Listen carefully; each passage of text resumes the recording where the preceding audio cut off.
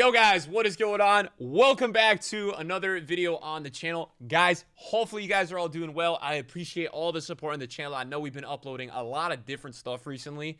So to all you guys who have been enjoying the videos, appreciate it. I have been sent some videos to me recently from you. Yes, from you guys. And we're going to be checking those out. If you enjoyed the video today, drop a thumbs up. We have a couple in the lineup coming out over the next week. So we will have a couple more reaction videos coming on the channel. And as always, I like to ask the person who's recording the video if it's okay to react to their content, because I really believe that you shouldn't do that unless you ask somebody. I don't like people taking my content and throwing it everywhere under their name. So we have got the green light here. And this was, I think 4 people sent me this video in the last week on Twitter to review it because it was posted a while ago. So today, guys, we're going to be watching why FIFA 22 will go down as the worst one yet. And it is from Stallion, who is a very passionate and I would say knowledgeable member of this community, in the FIFA community. He makes a lot of videos, guys, breaking down FIFA and the gameplay. So check him out. All right, check him out. I'm going to put the link in the description down below. We also reacted to Inception's video of the worst FIFA ever quite recently, and kind of talking about what the hell is wrong with this game. So we did that as well. And guys, this video was posted on December 22nd, guys. So we are going to kind of go through and check this out. And I'm going to stop talking. Let's go. Let's get into this. I'm very excited. I have not seen this video. And thank you, whoever just subbed to me. Wow, what a guy. FIFA 22 will go down as my least favorite FIFA ever. You might be wondering, after the FIFA 19 El Tornado and Croqueta spams, after the FIFA 20 Overload Ballside Drop Back Fiesta, and after the FIFA 21 I gotta pause the video, man. This was so... Listen, FIFA 19 is the worst FIFA ever. This was so bad. We had for like a month or two in FIFA 20 where people would do overload ball side. All right, keep watching. Overload ball side, drop back fiesta. And after the FIFA 21 directional nutmeg into cancelled croqueta samba, look how mad he is that even possible? Well, that's what this video is for, to show you how somehow FIFA has managed to make things worse. At least for me. And throughout this whole video, it's important to understand that it's more than just... I heavily underestimated the flaws of FIFA 22. This will easily go down as my least favorite ever. You can try and list mechanics that were worse previously. It was futile. Far too much stayed the same or even got worse. Comparing and contrasting individual mechanics from previous titles. Some of you understand this, and some of you understand the concept of factoring in years and years of disappointments. In other words, regardless of how you rank each of the last few FIFAs, if the newer one is only a slight improvement, it won't be enough to make it feel like an improvement. Agreed. I need more than a couple less bullshit scenarios per game on one end, if on the other there's a whole new set of them. And that is FIFA 22. You might find a couple improvements if you're lucky, but is it worth it considering all the new things that are now problems? No way. And all the old things that actually got even worse? The first and main reason why this will go down as my least favorite FIFA is the RNG element. No way! Luck, if you will, or bad luck if you're on the How did he miss end. that? This game does have the Luck most RNG I've ever As my seen. least favorite FIFA is the RNG element. Oh my god! Luck, if you will, or bad luck if you're on the receiving end. This is important because forget individual gameplay imbalances or mechanics. Forget the sheer amount of luck that favors the underdog. This has always been a prevalent... Guys, I had to get Donnarumma out of my team a couple months ago because he was doing stuff like this. It was crazy. I've never seen a keeper throwing so much in my life. In FIFA, but this year it has reached unfathomable levels. I'll show you with the mildest possible case of this kind of luck I'm talking about, because after all, there might be kids watching and I don't want to terrify them. But just imagine you're in a game of FIFA in Division Rivals and you go 1-0 down in a game like this. Unlucky rebound, of course, but you put him in that situation. It's fine, we can accept this. Now imagine you then make it 1-1. You're then on the attack. You're overlapping the fullbacks because you are willing to take risks to get numbers up. This perfect situation happens, but the gameplay responsiveness kicks in, messes things up. Clearly, I meant for this to be a pass to my fullback, but instead it went the opposite direction. If you know, you know. Wow. All of this kickstarting a counterattack where, although my opponent does everything perfectly, it's tough to swallow knowing what I was going through gameplay responsiveness wise. But again, not an excuse. It's okay. We accept the game so far. No issues. Wow, nice counter, but it's so annoying, right? Eusebio can't convert the first time or the second time. Still, the thing is, right? Totally go back to this angle. The first time. Like, in my opinion, he doesn't have time to get the finesse on the left foot. it's tough to say, oh, you should have done a ball roll, or oh, you should have passed it to the right, because that's just hindsight. I think a first-time shot there is logical, considering he's using Eusebio. Time or the second time, still, we're fine, totally, no issues. Wow. Eventually, 2-2 with Ben Yedder, finally a level score. Can we then get the lead? The opening to get it was there, but the 180-degree pass is off, as it should. That's fine, that's totally fair. Salah is through a net, and then the unlikeliest of finishes work. Not how we wanted the lead, but it did feel deserved. 3-2 up, closing it out would be nice, but we couldn't quite peel off here enough to make it 4-2. So now imagine in this game, there's 12 minutes left. You know, I know, all we gotta do is be solid, which is what we do, waiting for a chance to tackle. And then this. Wow. RNG at its finest. A brain-dead decision rewarded for the sake of what? This is realism. This is a brain brain-dead. Yeah, that is a brain-dead decision. He doesn't have any options. There's no. By the way, first of all, as well, the attacking AI in FIFA is horrible. Like, if you were to play another football game, I'm guaranteeing you, even previous FIFAs, that one of the AI attackers in the middle would make a near post run. They are just, I mean, this guy right here makes a near post run, but then after that, what does he do? He's just standing there, right? So the movement is just not good enough there. Look, everybody's just running in a straight line to the goal. The back post guy is cutting in, but then what? He just stops. Right? He just stops. So it's just chance to tackle. That's also the problem that I have with this game. Wow. Oh my god, RNG at its finest. A brain-dead decision rewarded for the sake of what? Realism, that a powerful cross can go through your defender's feet? Is this fun for you? Okay, fair enough. A draw it is. Or so we would wish, because a broken corner routine seals the deal for my opponent. So with 12 minutes to go, my lead turned into a deficit in 6 minutes by the grace of randomness and a broken routine. That's essentially what made the difference. I've lost count of how many times something like this has happened to me this year.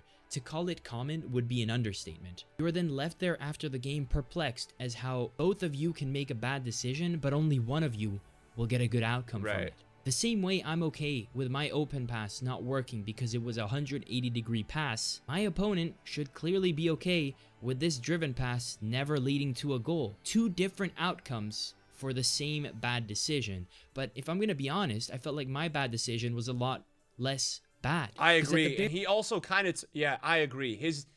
Agreed. At the very least, there was an opening. Unfair, random, and sickening. That is the core of FIFA 22. We are all passengers in an AI-driven mess of a game that is dictated by luck and unfair advantages. The foundation is abysmal, and on top of that, here are the mechanics and gameplay aspects on top of this foundation. Tackling. Winning the ball back has never been absolutely perfect on FIFA, but if on one side you have perfection and on the other side you have disaster, in terms of tackling, FIFA 22 breaks the scales. When I created the term 2 tackle attacks in FIFA 21 to make fun of the fact that you needed at least 2 tackles to get the ball back, I had no idea it would get 10 times worse. The concept of winning the ball back is so fried that the best way to do it is still via pressing tactics that shouldn't exist, like constant pressure, where the AI does absolutely everything for you. But also, it's so bad that tackling in the box is something you do,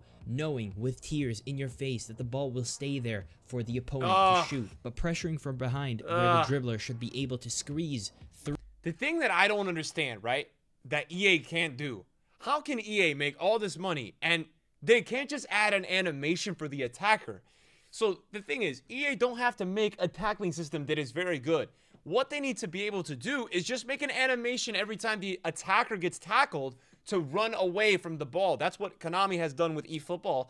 And you, most of the time, 85-80% win the ball back. In FIFA, I'd say it's like 55, maybe. It's like 50-60. And a lot of time, as Stallion had said, when you win the ball, it's 2 tackle attacks, sometimes 3, 4. The ball is pinging everywhere. How many times do you win the ball in your box and then the opponent has their 2 center mids at the top of the box, and the ball just ping-pongs to their center mids, and they get another attack? So it's very frustrating, and that's why, as of recently, a lot of people asking me about my opinion of this game, and while I do still feel like FIFA 19 is the worst FIFA ever, this is the first FIFA I've ever played that I felt like, okay, to get better, to get a good result, you have to get lucky. You have to get more lucky than your opponents over a stretch of X amount of games to go on a winning streak or something like that. I always say, the person with the best luck is going to win this year. I didn't really say that in FIFA 19. FIFA 19 was a gross skill gap, but I was still getting Elite 1 most weeks.